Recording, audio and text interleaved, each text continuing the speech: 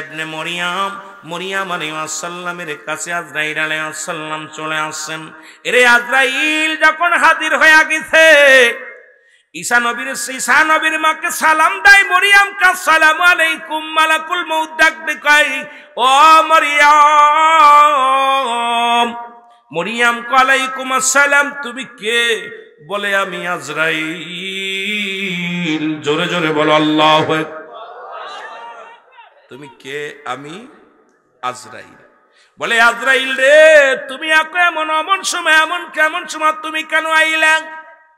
বলে মরিয়াম রে, তোমার জিন্দেগি শেষ, দুনিয়ার হায়াত শেষ, এখনই যেতে হবে। আমার রব্বে কারীম পাঠায়া দিছে, হুকুম হয়েছে আপনার মৃত্যুবরণ করতে হবে। মরিয়াম কয় আজরাইল রে, আমার কলিজার টুকরা ঈসা নবী গেছে বাইরে, আমার কলিজার টুকরা যদি বাড়ি না আসে রে, আমাকে একটু সুযোগ দাও, আমি তার সনে করা কথা বলবো। আমার ঈসা নবী বাড়ি আসবে, তার সনে করা কথা বলতে চাই, একটু সুযোগ আমারে দাও। আজরাইল কয় মরিয়াম, কোনো সুযোগ হবে না, আমি এখনই রূহটা নিয়ে যাব। মরিয়াম আলাইহিস সালাম কয় আজরাইল একটু সময় দাও। ওরে আমার ঈসা নবী বাড়ি আসবে রে, ঈসার লগে কথা বলবো, আমার কলিজার টুকরা সন্তান, একটু সুযোগ দাও, আমি একটু কথা বলার সুযোগ করে দাও। আজরাইল কয় মরিয়াম রে, তুমি মরণকে তো ভয় পাও কেন? মরিয়াম কয় তাহলে আমার রূহটা নিয়ে যাও।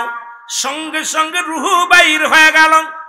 আজরাইল আলাইহিস সালাম মরিয়াম আলাইহিস সালামকে যখন রূহটা নিয়ে গেলেন, দেহখানা জমিনের মধ্যে পড়ে আছে।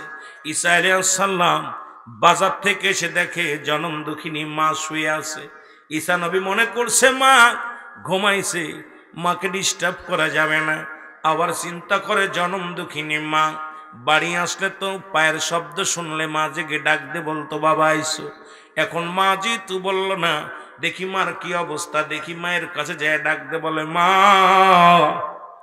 মা আর দুনিয়ার মধ্যে নাই। ঈসা নবী একটা চিৎকার মেরে দিয়ে বলে মালিক,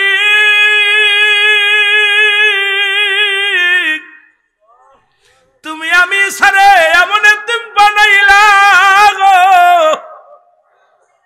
যে মায়ের বুকে বাবার সান্ত্বনা, মায়ের সান্ত্বনা পাইতাম, সেই মাকে তুমি নিয়ে গেলে আল্লাহ। শেষ কথাটা আমি বলতে পারলাম না মায়ের সাথে। আল্লাহ তুমি আমাকে শক্তি দিছ, আমাকে তুমি আল্লাহ তুমি আমাকে দয়া করেছো গো আল্লাহ, মৃত্যুটারে জিন্দা বানানোর ক্ষমতা দিয়েছো গো আল্লাহ।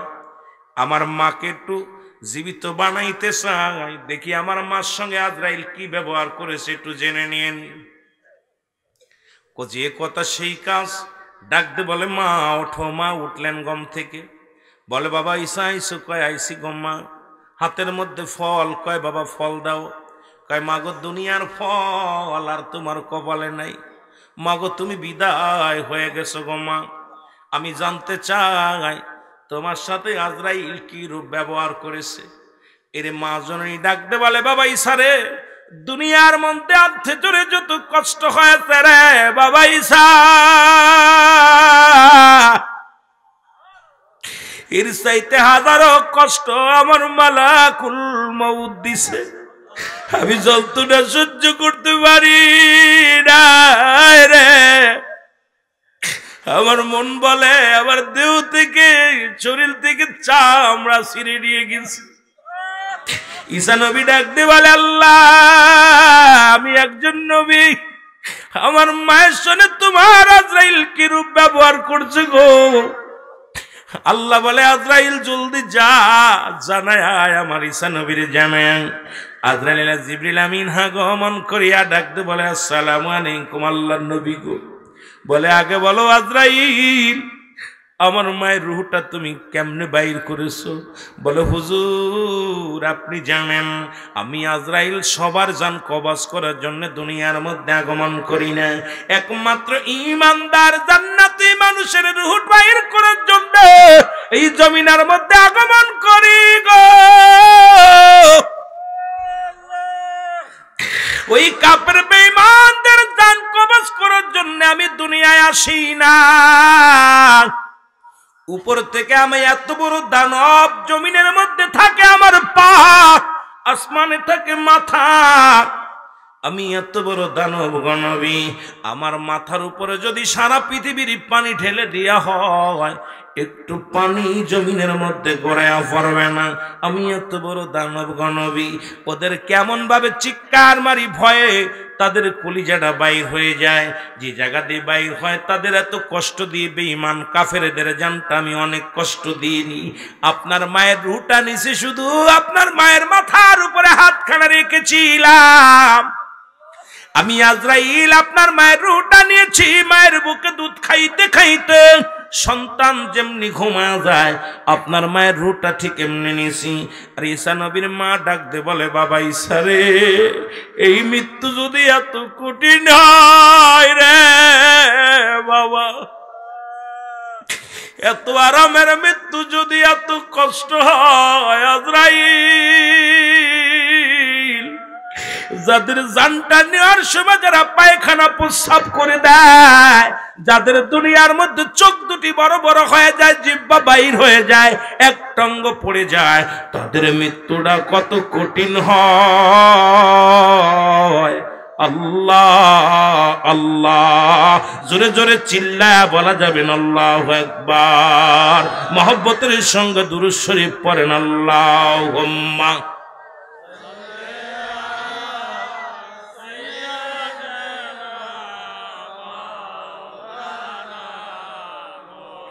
ওয়ালা আলি সাইয়্যিদিনা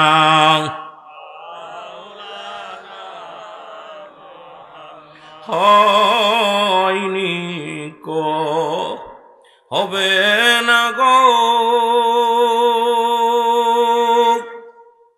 এমন সজন,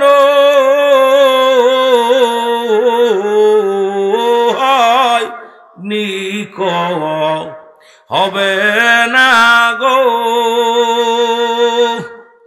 এমন সজন,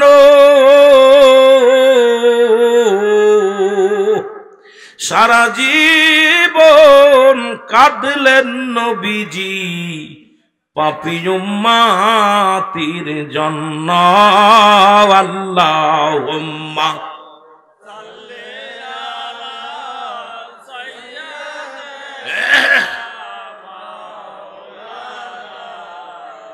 মহব্বতে বলেন আলা আলি সাইয়্যিদিনা।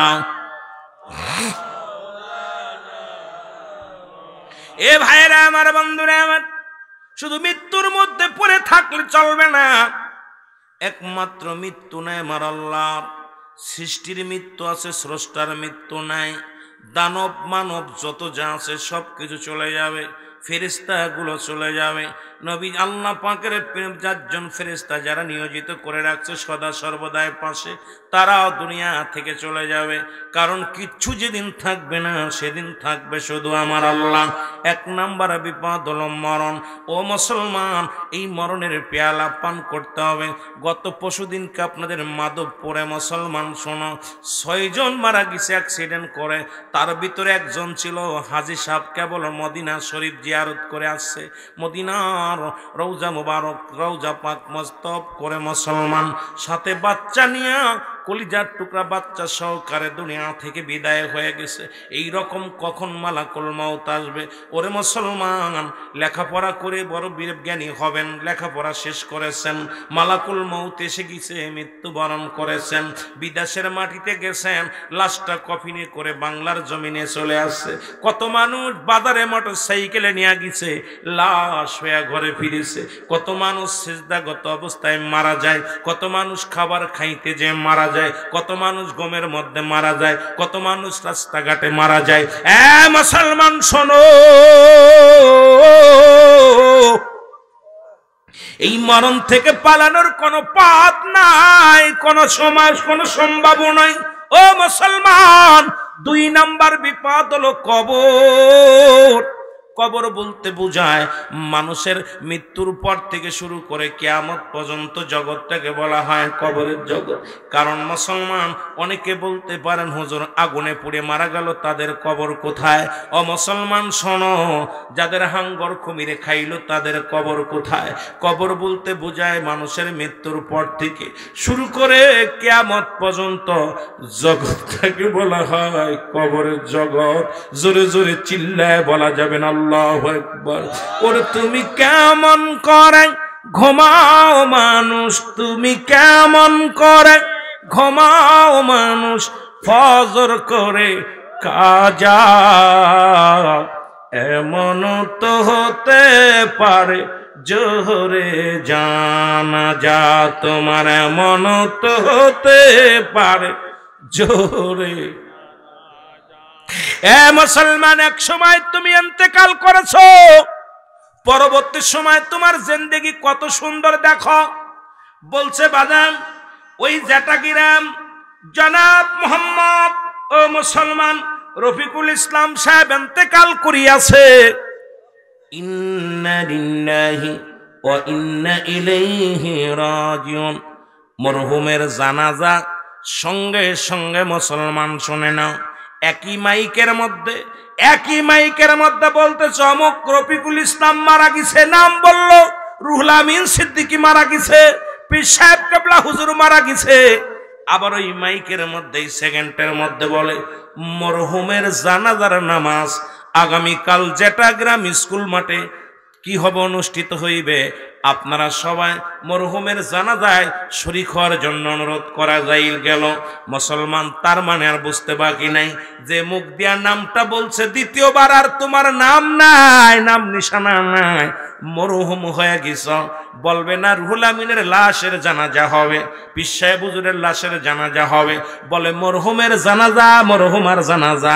তার মানে আপনার জিন্দেগি এক সেকেন্ডের মধ্যেই পরিবর্তন। এত মস্তানি কিসের, এত বাহাদুরি কিসের, এত তাকাব্বুরি কিসের, এত অহংকার কিসের? মুসলমান, এই দুনিয়ার বালাখানা, দুনিয়ার সম্পদ, দুনিয়ার শক্তি, মুসলমান কতই বাটপারি করলা, কতই মস্তানি করলা, সব কিছু পড়ে থাকবে। তোমার জিন্দেগি শেষ বরবাদ, তোমার সব কিছু পড়ে থাকবে রে মুসলমান। তোমার জিন্দেগি সুন্দর করো, ওই কবরটা ভালো হবে। জোরে জোরে চিল্লায় বলো ঠিক কিনা? আমার ভাইয়েরা, আমার বন্ধুরা, আমার ওই কবরে যেদিন শোয়া দিবে সর্বপ্রথম একজন ফেরেশতা আসবে, নাম তার নুমান ফেরেশতা। আপনারা জানেন কবরে শোয়াইলে সবাই জানি মুনকার নেকির আসে। মুনকার নেকির আসার আগে আল্লাহ রাব্বুল আমিন আপনাকে আমাকে রূহ দিয়েছেন। এই রূহটা বাইর করে নিবে কে? বাইর করে নিবে আজরাইল আলাইহিস সালাম। দুজন ফেরেশতা নিয়োজিত আছেন মুসলমান। এই দুজন ফেরেশতা কেরামান কাতিবিন। আর ইন্তেকালের আগে চারজন ফেরেশতা আসবে। একজন আসিয়া তোমার পাশে দাঁড়ায়া বলবে, বান্দা ও মাওলানা সাহেব, তোমাকে আল্লাহ শক্তি দিয়েছিল, 50 বছর হায়াত দিয়েছিল, এখন তোমার কেউ নাই, দেখো এত মস্তানি করলাম, এখন পড়ে আসো, নিদুর দেহখানা পড়ে আছে, তোমার কেউ নাই, তোমার আপন কেউ নাই, ওষুধ নাই, আমি বিদায়। আরে কত ভুল করেছো, আর উনি বিদায় হয়ে যাবে। আর একজন ফেরেশতা এসে বলবে, বান্দা যখন গোসল করবে ডাক দে, বল বান্দা দুনিয়ার বুকে কতই তাকাব্বুরি করেছিলে নিজে গোসল করতে, আজকে গোসল করার শক্তি তোমার নাই, আজকে মানুষ তোমারে গোসল করাইবে, শেষ গোসল, আমি বিদায়। এবার কাপড়ের মধ্যে যখন মোড়াবে, মোড়ানো পর বলবে, বান্দা এতদিন নিজের কাপড় নিজে তুমি পরেছো, এখন তোমার কাপড় পরানোর জন্য প্রতিবেশী সেলাই বিন কাপড় এসে গেছে, এই কাপড়ের মধ্যে তোরে মোড়াইবে, আমি বিদায়। তখন কাপড় কাঁধে নিয়ে যখন জানাজার জন্য রওনা হয়ে যাবে, ফেরেশতা ডাকতে বল, বান্দা তুমি এখন চলার শক্তি নাই, তুমি অন্যের কাঁধে ভর করে গোরস্থানের দিকে যাও। হায় রে বান্দা, দুনিয়ার মধ্যে তুমি কতই না মস্তানি করেছো, কতই না তাকাব্বুরি করেছো, তোমার বিদায়। ও মুসলমান শোনো, ওই কবরে শোয়ানোর পর একজন ফেরেশতা আসবে, নাম তার নোমান ফেরেশতা। ডাক দে বলবে মাওলানা সব ওঠো। ডাক দে বলবে বান্দা ওঠো, এই নাও তুমি কাগজখানা নাও, প্রত্যেকটা বান্দার যার যার আমল নামার তার লেখা লাগবে। জোরে বলো আল্লাহু আকবার। এ মুসলমান, আমরা মনে করি কেরামন কাতিবিন লিখে রাখছে, না না, ওটা লিখে রাখছে, ওইটা আপনার কাছে পৌঁছায় দেওয়া হবে, ওইটা আপনার নিজ হাতে লেখা লাগবে মুসলমান। এবার ডাকতে বলবে এ ফেরেশতা, তুমি আমার কাগজটা হাতের মধ্যে দিয়া বলবে তুমি লেখো। বলবে আমি লিখবো কেমনে, আমার কাছে তো কলম নাই। বান্দা বলবে কলম নাই। ফেরেশতা বলবে বান্দা কলম তোমার শাহাদাত আঙ্গুল মোবারক। আমি মুসলমান শুনে নাও, প্রত্যেকটা বান্দা তার ডান হাতের শাহাদাত আঙ্গুল মোবারক দিয়া কলম বানাবে, তার লেখা হবে। আমি তোদের পায়ে ধরে বলি, এই হাতের মধ্যে গাঁজা ধরিস না, এই হাত দিয়ে সুদের টাকা নিস না, সুদের কারবার করিস না, ঘুষের কারবার করিস না। কারণ নবীজি বললেন, আমার নবী ডাকতে বলে আয়েশা রে, আমার আল্লাহ আমাকে জাহান্নাম দেখানো হলো, জান্নাত দেখানো হলো। ওই জাহান্নামের মধ্যে দুই শ্রেণী মানুষ। পৃথিবীর সব চাইতে কষ্ট লাগলো ওই সুদখোরদের, ঘুষখোরদের। সুদখোর আর ঘুষখোর তাদেরকে, তারা একটা আগুনের নদীর মধ্যে সাঁতার কাটে, ফেরেশতারা তাদেরকে ছুঁড়ে ছুঁড়ে ফেলে দিচ্ছে। কোথায়? আগুনের নদীর মধ্যে। আবার তারা সাঁতরায় আগুনের নদী পার হইয়া কুলে যখন আসে, ফেরেশতা মালিক ফেরেশতার সৈন্যরা তারা আবার তাদেরকে ছুঁড়ে ছুঁড়ে জাহান্নামে ফেলানো হচ্ছে। আয়েশা রে, বড় কষ্ট। ওই যারা ঘুষখোর, যারা সুদখোর, এই সুদখোরের ভয়ানক আযাব হবে। ওই কঠিন মুসিবতের মধ্যে আগুনের নদীতে তারা সাঁতার কাটবে। এরে আমার দেশে এখন সুদখোরে ভরে গেছে। সুদখোর আর ঘুষখোর বাদ দিলে তো নাই। আরে সুদখোরের আসন, ঘুষখোরের আসন, ওই নদীর মধ্যে তোদের সাঁতার কাটাবে, ওই আগুনের নদীতে তোদের সাঁতার কাটা লাগবে। আল্লাহ আল্লাহ আল্লাহ, ওই গজব থেকে বাঁচাও, ওই গজব থেকে বাঁচাও। জোরে বলো আল্লাহু আকবার। আমার নবী বলে, 2 নম্বরে দেখলাম এক শ্রেণী মানুষের চারিদিকে মানুষ ঘিরে দাঁড়ায় আছে। নবীজি বললাম পর আম্মা জান আয়েশা বলে, ইয়া রাসূলুল্লাহ, ইয়া হাবিবাল্লাহ, এরা কারা? নবী বললেন, যারা মানুষের সমালোচনা করত, যারা গীবাতখোর। ওই গীবাতখোরদের সামনে আসিয়া এক শ্রেণী আজকে দেখেন মানুষের সমালোচনা করে, গীবাত করে। মুসলমান এখন আমার দেশে 90% বা প্রায় 99% মানুষই খালি গীবাতখোর, না যাই না শুনে সমালোচনা করে। ও গীবাতখোরেরা, ও গীবাতখোর, শুনে নাও, শুনে নাও। রাসূল বললেন, ওই গীবাতখোরেরা দাঁড়ায়া যাবে, বলবে, অভিযোগ করবে, আল্লাহ আমরা তো এই কাজ করি না, আমাদের মিথ্যা তোহমত দিছে, এই কাজটা তো আমার ভিতরে ছিল না। তখন ওই লোক মাফ চাবে, ও ভাই আমাদের মাফ করে দাও। কয় মাফ হবে না, কারণ তোমার নেকিটা, তোমার ওই নেক আমলগুলো কেটে কেটে ওদের আমলনামায় দেয়া হবে। আম্মা জান আয়েশা বলে, ইয়া রাসূলুল্লাহ, ইয়া হাবিবাল্লাহ, তারপরে কি হবে? বলবো, ওই ব্যক্তি যত আমল করেছিল ওরে আমল শূন্য হয়ে যাবে, আমল শূন্য হয়ে জাহান্নামে চলে যাবে। জোরে জোরে চিল্লায় বলা যাবেন আল্লাহু আকবার। এ মুসলমান শুনে নাও, এই জন্য আমার দেশের বক্তারা আইয়া সমালোচনা করি, মাইক পাইলেই দেখা যায় আইয়া শুরু করছি শুধু গালি গালাস, আর মাইক পাইলেই নিজেকে বড় ফকর। মুসলমান শুনে নাও, শুনে নাও মুসলমান বাবারা, আমার দিলের কান্ডা লাগা শুনে নাও, কারণ এগুলো পরিহার করো।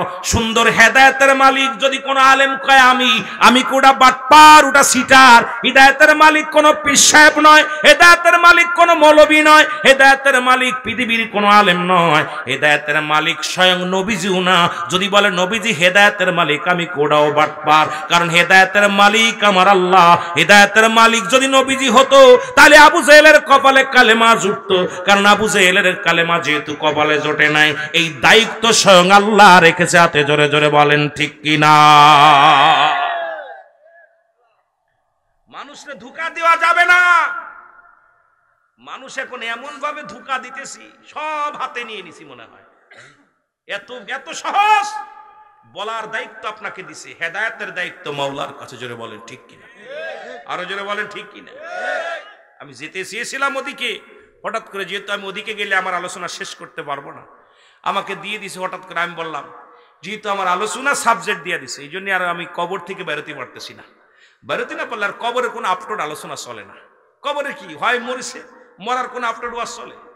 হয় মরিছে না ইন্তেকাল করছে, কথা কয় না কেন? এর ভিতরে থাকতে হইব। এই জন্যে আমি রুহুল আমিন সিদ্দিকী আমি এমনি, কারণ যুগ উপযোগী ওয়াজ করি বেশি, মানুষের চেহারা দেখে বেশি ওয়াজ করি, কারণ আমার ভিতরে কোনো এলেম নাই। আমি যখন আপনাদের দিক তাকায় মদিনাওয়ালার দিকে একটু রুজু হই, আমার আল্লাহ রাব্বুল আলামিন আপন পীরের ওসিলায় ওলি আল্লাহদের খাতিরে আল্লাহ রাব্বুল আলামিন গোলামের জবান দিয়ে যা বলাই তাই বলি। কিন্তু যখনই সাবজেক্ট দেয় তখনই আমার হয় একটু কষ্ট, তবে দিলে আর কিছু করার নাই, যেহেতু কর্তৃপক্ষর দাবি। এটা না করলে কইব হুজুর কি তা জানলাম রে, বড় বিপদের মধ্যে আছে। একটু মহব্বতে সব আল্লাহুম্মা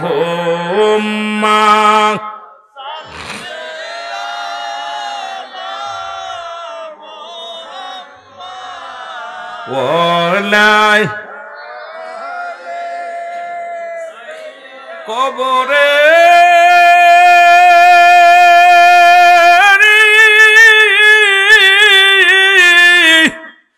আযাব যদি মানুষ দেখিত,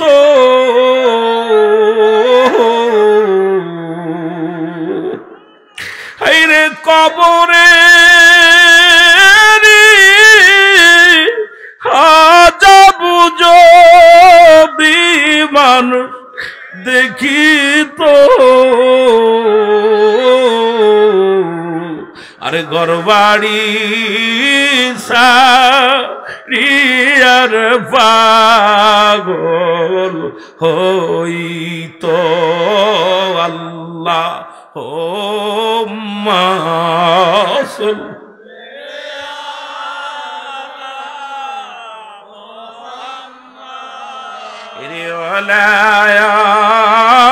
আলে সাইয়্যিদ এই না দুরূদ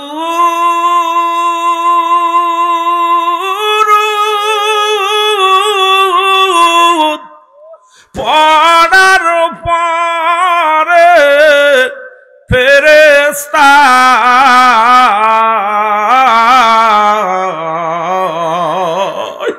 আরে এই না দুরূদ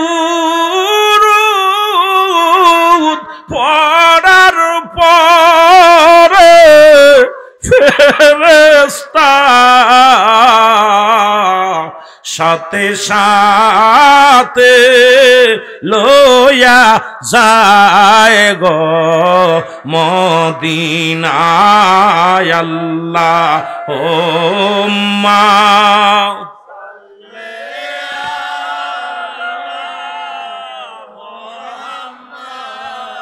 বাজান। ওয়াজের ময়দান হাসির ময়দান না বাবা, ওয়াজের ময়দান চোখের পানি ফেলতে হবে। আহা জাহান্নামের ভয় কষ্ট নিয়ে অন্তরের ভিতরে। নবীর দুরূদ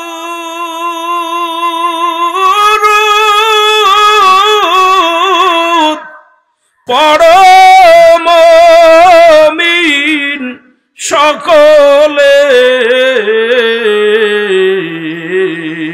ওরে না দুরূদ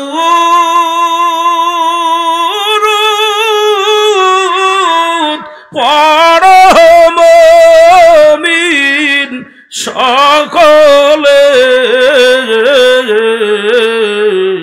সাফায়াত করিবেন গো নবী হাসরে আল্লাহুম্মা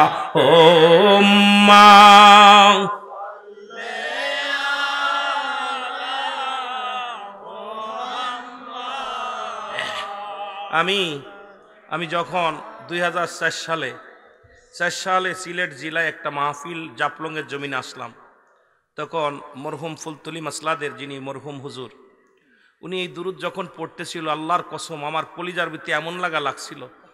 উনি আমার সভাপতি সাহেব ছিল, আমার বলল বাজান আমি আর একটা মাহফিলে যাবো, তুমি একটু বসো, আমি একটু আলোচনা করে যাই। আমি হুজুর আপনি তো, আমি আখেরি মোনাজাত করতাম কিন্তু বাবা আমি চলে যাব। আমি হুজুর আমার বসায় রেখে 25 থেকে 30 মিনিট কথা বলেছিল।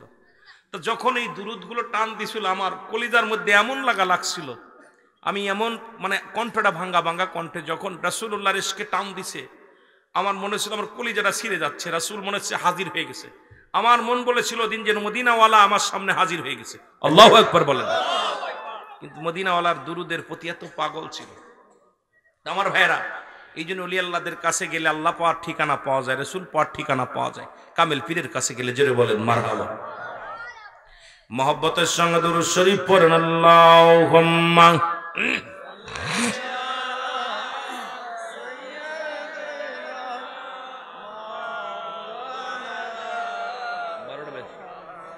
ওয়ালা আলি সাইয়্যিদিনা। এ ভাইরা আমার, বন্ধুরা আমার, বলতেছিলাম কাগজ দুটি হাতের মধ্যে, একখানা কাগজ। বলবাম দেই না, লেখো। বলে আমি কাগজ পাবো কোথায়, লেখবো কি, কলম নাই। বলে বান্দা, তোমার ওই ডান হাতের শাহাদাত আঙ্গুল মোবারক হলো তোমার কলম। আল্লাহু আকবার বলেন। আপনাদের কাছে অনুরোধ করি, যে আঙ্গুল দিয়ে ইশারা দিয়ে রাহমাতাল লিল আলামিন চন্ডকে দিয়ে খণ্ডিত করেছিল, এই আঙ্গুলের উম্মতি মুহাম্মাদির আঙ্গুলটা বড় দাম, বড় মর্যাদা। এই আঙ্গুলের সুন জড়াবেন না। এই আঙ্গুলটা সুন খাওয়ার জন্য না, এই আঙ্গুল দিয়া বিড়ি খাওয়ার জন্য না। আমার দেশের অধিকাংশ মানুষ এই দুই হাতের মধ্যে বিড়ি ধরায় টান মারি, আঙ্গুলের মধ্যে চুন লাগা দিই। আমি বলি এই আঙ্গুলটার মর্যাদা রক্ষা করো, এই হাতটার মর্যাদা রক্ষা করো। এই হাত দিয়া, এই আঙ্গুল দিয়া ইয়াউমাল কিয়ামতের ময়দানে যে আমলনামাটা কবরের মধ্যে লেখা লাগবে, সেই আঙ্গুলটা হবে তোমার কলম। জোরে জোরে বলো আল্লাহু আকবার। আমার ভাইরা, আমার বন্ধুরা, বান্দা বলবে, এবার বলবে, ও বান্দা লেখো। বলে আমি কালি পাবো কই, কলম পাইলাম, কালি পাবো কই? বলে কালি, ও বান্দা, কালি হলো তোমার মুখের থুতু মুবারক। জোরে বলা যাবেন আল্লাহু আকবার। কি মুবারক? থুতু মুবারক। সুতরাং দুটি পায়ে ধরে বলে যায় মুখটা পবিত্র রাখবেন।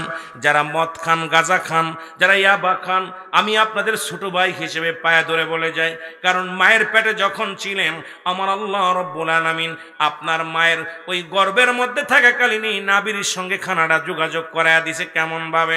আপনার মুখ দিয়া না পাক পানি খাওয়ান নাই, আপনার মায়ের নাবির সঙ্গে আপনার নাবিটা জোড়ায়া দিছে।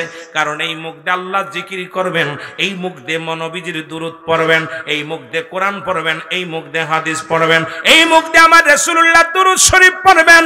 এই মুখটা আপনার পবিত্র রাখছে। আমি আপনাদেরকে পায়ে ধরে বলে যাই, এই মুখটার মধ্যে আর গাঁজা দিবেন না, এই মুখটার মধ্যে আর বিড়ি টান দিবেন না, এই মুখটা দিয়ে মদ টান দিবেন না, এই মুখের মধ্যে আর ইয়াবা লাগাবেন না, এই মুখ দিয়ে কাউকে গালি দিবেন না। মুখটা পবিত্র রাখবেন, কারণ মুখের থুতু মুবারক হবে কালি। যদি আপনার কালি নষ্ট হয়ে যায়, লিখতে পারবেন না, কলম চলবে না। এই জন্য আমি আজকে ও মুসলমান আপনাদের এই জেঠা গ্রামের ভাইদের অনুরোধ করে যাব, আজ থেকে আপনাদের ছোট ভাই হিসেবে দাবি করে যাব, এই আপনার মুখটা পবিত্র রাখবেন, এই মুখের মধ্যে হারাম ঢুকাবেন না। সকলে বলেন আল্লাহু আকবার। কে কে রাজি আছেন আজ থেকে গাঁজা, মদ, ইয়াবা, ফেনসিডিল, বিড়ি, সিগারেট খাবেন না? কিরা কিরা রাজি আছেন একটু হাত তোলেন। অনেক উঠাইন। এ কপাল ফুরা, কবরে বিড়ি পাবি নে, আগুন পাবি। কি ভাবি? কবরেতে আগুন পাবি, বিড়ি পাবি না। খারে জম্মের খাওয়া, যত খাবি খা। কবরেতে আগুন পাবি, বিড়ি পাবি না। ফেরেশতারা খায় না ঘুষ, থাকিবে না তোমার হুশ। গর্জন মারিবে ধরে, রক্ষা পাবি না। হায়রে মুগুর মারিবে ধরে, রক্ষা পাবি না। কবরেতে আগুন পাবি, বিড়ি পাবি না। কবরেতে আগুন পাবি, বিড়ি পাবি না। ফেরেশতারা খায় না ঘুষ, থাকিবে না তোর যে হুশ। ঠিক না? ঠিক না?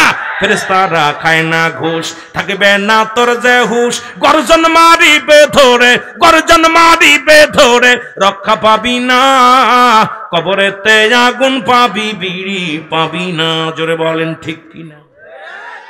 অনেকে কষ্ট পাইতে, হুজুর কিতা কয় রে, কথা বুঝেনি। আব্বারে মুখটা পবিত্র রাখ। আমার দেশে অনেক পীর সাহেব বিড়িটারে রাগ করেন না, আছে না বাবা? আছে না? রাগ করেন?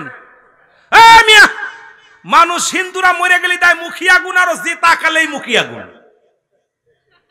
কত বড় বেয়াক্কল! হিন্দুরা তো মরে গেলে 4-3.5 গুল্লি দিয়া মুখের মধ্যে আগুন দেয়। কথা কয় না কেন?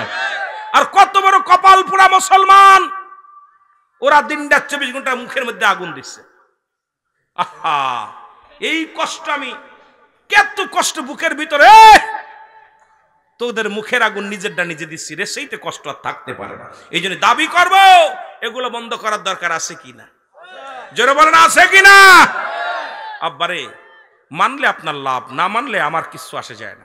আপনার দেহটার আপনি ক্ষতি করবেন, আপনি জাহান্নামে যাবেন, আপনি কষ্ট পাবেন। আমি ইমানই দায়িত্ব, আপনি মুসলমান হিসেবে আপনাদের বলার দায়িত্ব, ইমানের দায়িত্ব আমার আল্লাহ।